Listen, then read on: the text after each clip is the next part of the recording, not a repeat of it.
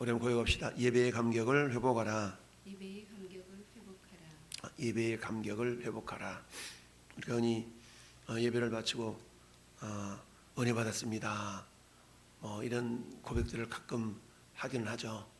오늘 본문을 통해서 하나님은 저는 여러분들에게 예배의 감격 또는 구원의 감격, 두 가지의 감격을 회복하기를 원하신다라고 우리가 묵상할 수가 있는데요. 결국 고레스 왕에 의해서, 메데 바사 왕이었던 고레스 왕에 의해서 이제 예루살렘으로 유다 백성들이 돌아가도 좋다라는 칙령이 주전 586년에 주전 538년에 내려지게 됩니다. 그리고 1년을 준비해서 537년에 돌아오게 되는데요. 그때 돌아오자마자 성전 건축하는 일이 시작이 되어지는데 지대만 놓고 완공이 되지 못하고 16년이라는 세월이 그저 흘러가고 말았다라 그랬어요. 왜냐하면 거기 사는 사마리아 백성들이, 사마리아 땅에 살고 있는 사람들이 성전 건축에 나도 좀 끼워주라 라고 그런다 그랬죠. 근데 이 사마리아에 살고 있던 사람들은 정통 유대인들이 아니라 아수리의 이주 정책에 의해서 이방인들이 이미 거주하고 있었던 그런 모양인데, 그들이 우리도 건축하기를 끼워달라라고 했던 이유는 하나님께서 이스라엘 백성들이 왜 멸망당했는가를 잊지 않도록 하시기 위한 하나의 목적이 있었는데, 그것은 왜 그랬다고 그랬어요? 예배가 무너지고 우상 숭배, 그러니까 하나님을 많은 이방 신들 중에 하나의 신으로밖에 여기지 않는 이런 모습이 결국 우상 숭배와 북쪽 이스라엘과 남쪽 유다가 멸망당하게 했던 원인이었거든요. 그러니까 사마리아 땅에 있었던 그 이방인들이 우리도 성전 건축을 좀 참여하게 해달라라고 말하는 것은 그들이 똑같은 모습으로 다시금 유다 백성들의 어떤 거룩함을 훼손하는 그런 모양으로 받아들여졌기 때문에 스룹바벨을 중심으로 한 지도자들이 결국 아니다, 우리들만 성전을 건축해야 된다라고 주장을 했던 거죠.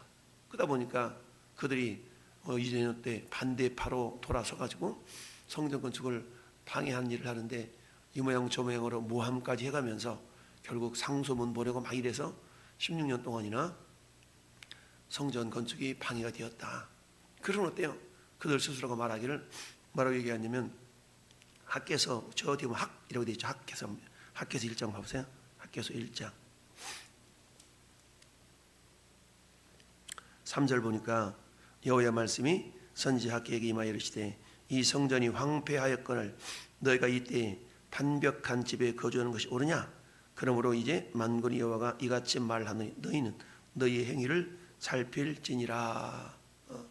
그러니까 성전은 황폐되었는데 이스라엘이, 유다 백성들이 이스라엘 땅으로, 유대 땅으로 돌아온 목적이 성전을 건축하고 예배를 회복하는 건데 이들이 본래적인 목적은 이루지 않냐고 자기들 집만 번지르하게 지금 회복시켜 놓고 지금 살고 있는 겁니다.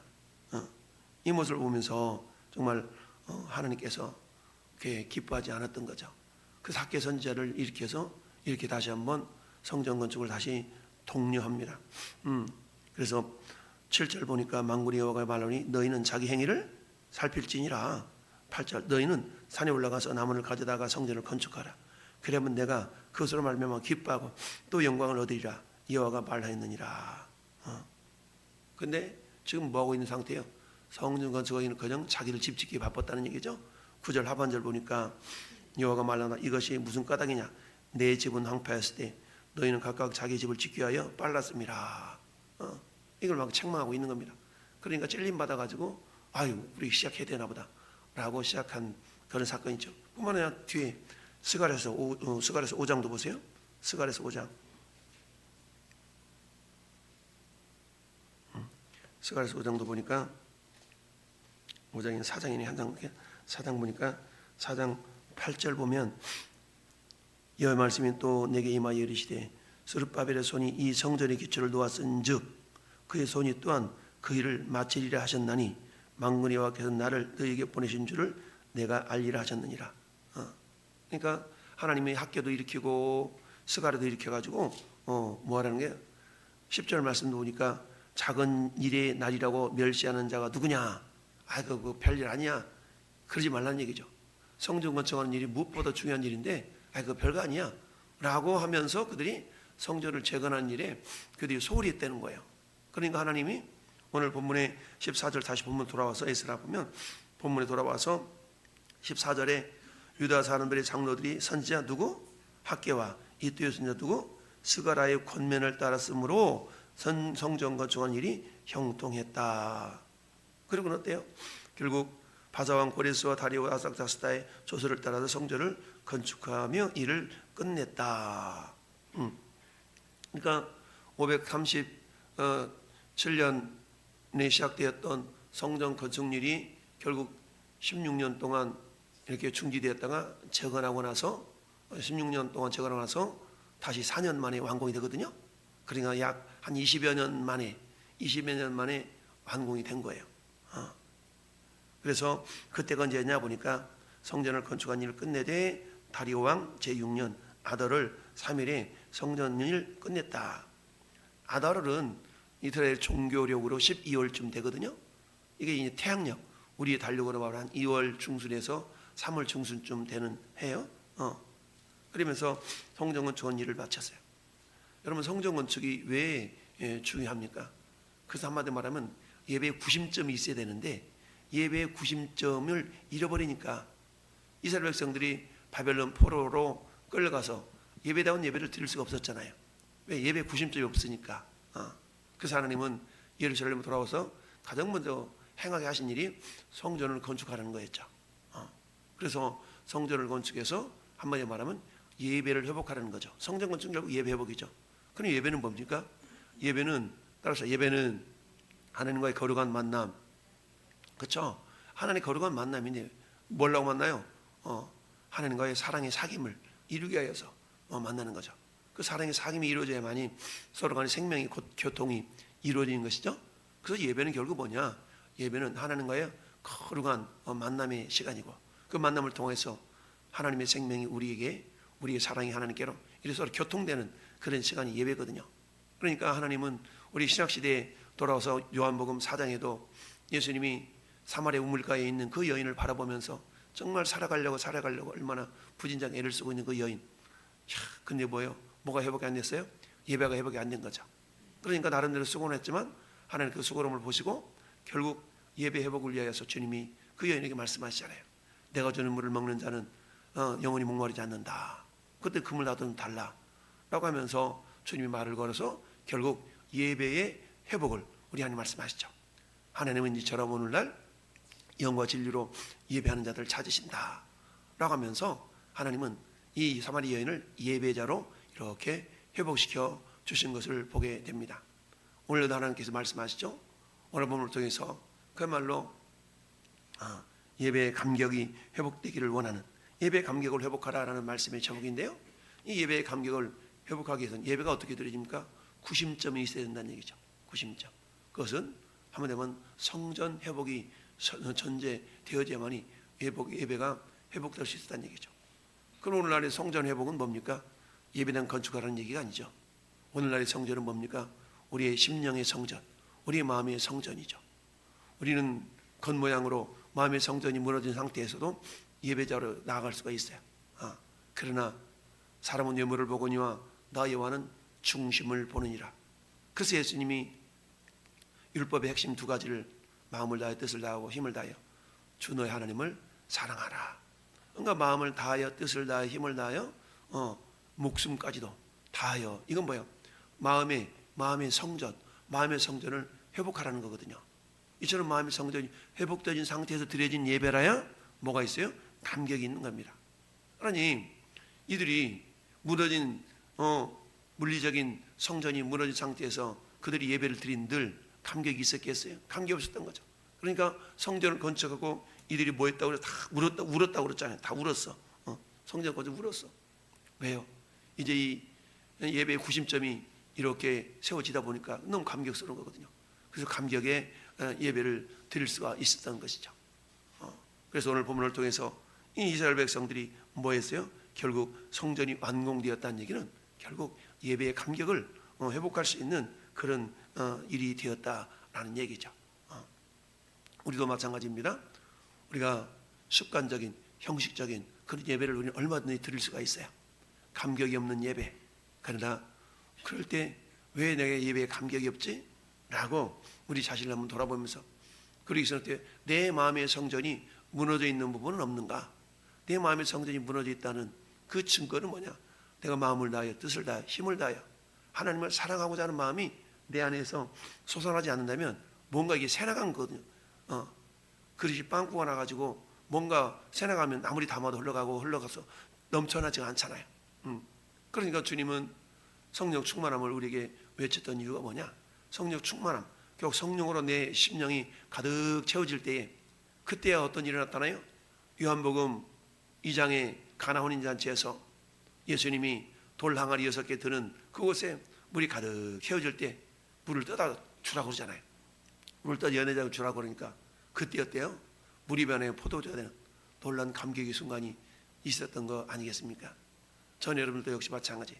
오늘 성전이 완공되어지고 유다 백성, 이스라엘 백성들이 정말 감격스러운 예배를 드릴 수 있었는데 그 예배의 핵심적인 내용이 오늘 그 이어서 나오는 19절부터 마지막 절까지는 유월절이라 그랬죠. 첫 번째는 예배의 감격이 회복되어져야 되는데요. 이처럼 예배의 감격이 회복되어지는 그런 은혜가 있기를 바라고요. 이를 위해서는 우리 마음의 성전이 항상 이렇게 금이가 있거나 무너져 있는 부분이 없는가를 늘 돌아보면서 보수할 수 있는 그런 어떤 믿음들이 있어야 되겠고요.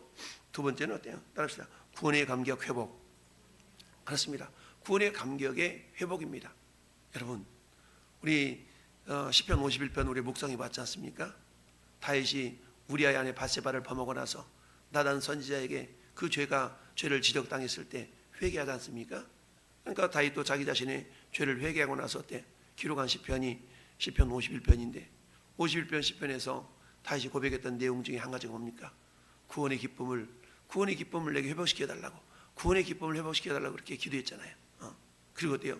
성령 주의 성신을 거두지 말라고. 그 놀라움을 표현한다면 성령 충만이죠.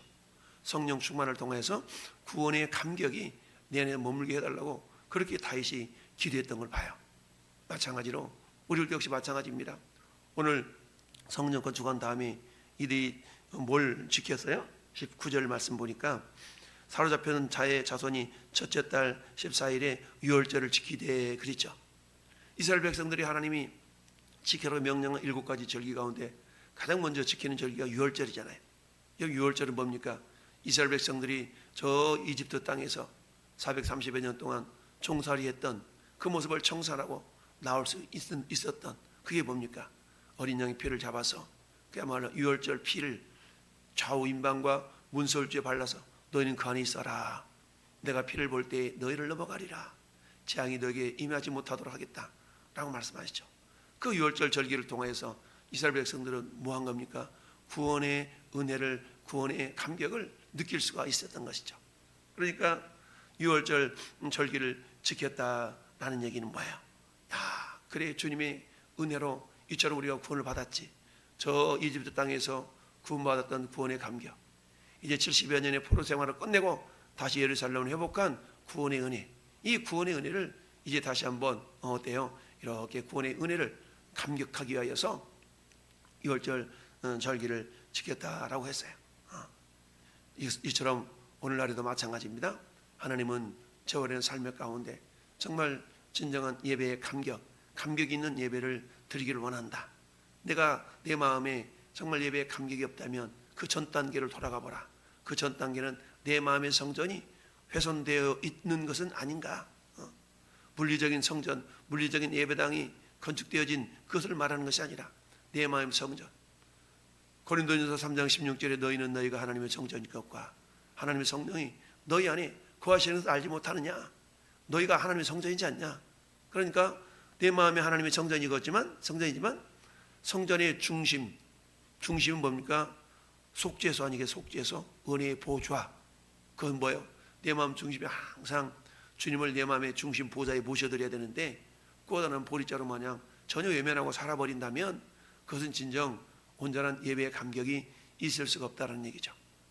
예배는 눈에 보이지 아니하시는 하나님을 눈에 보이는 하나님처럼 이렇게 섬길 수 있는 그런 귀한 복된 시간인데 그래서 하나님의 은혜가 우리 마음 가운데 정말 예배하는 가운데 야 그렇지 내가 무엇이 가운데 이렇게 예배할 수가 있을까 이런 놀라운 은혜 이런 은혜가 회복되기를 바라고요. 이를 위해서는 어때요? 예배에는 뭐니 해도 날마다 매 순간마다 구원의 감격이 또 있어야 된다. 우리는 이걸 잃어버리면 안 돼요. 마귀는 그런 이걸 계속적으로 잃어버리게 하죠. 잊어버리게 한다는 얘기입니다. 오늘도 하나님 날 구원하심이 주님의 날 구원하신 주 감사 할렐루야. 이처럼 나를 구원하신 주님의 은혜가 늘 감사함으로 우리 입술로 고백되어지고 삶으로 고백되어지는 가운데 결국 이스라엘 백성들이 이제 포로기 70여 년을 마치고 성전이 완공되어지고 먼저 드렸던 그 예배의 감격 유월절 절기를 탁 지키면서 얼마나 감격스러웠겠습니까?